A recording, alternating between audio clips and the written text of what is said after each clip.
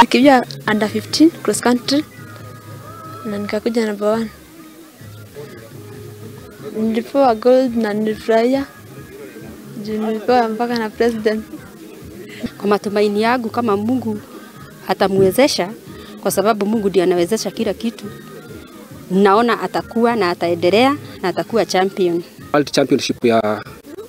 World Championship ya secondary kuanzia last year. Nikamwambia tutajaribu venye anaweza. Nikamprepare na za shule, pia za shule alikuwa amefika regional, ambapo ilikuwa Kapsabet. Bado tukiendelea kujiprepare, tukakuja trial ambapo ilikuwa Nakuru. Paka hapo aliweza kufika kwenda kuwakilisha secondary katika Kenya mzima.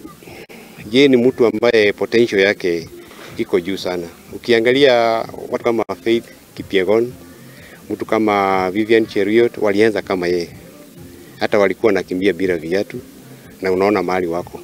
So we are very lucky to have her, na tunatarajia in future tutakuwa hata na Vivian yetu na Kipyegon hapa kwa kambi yetu.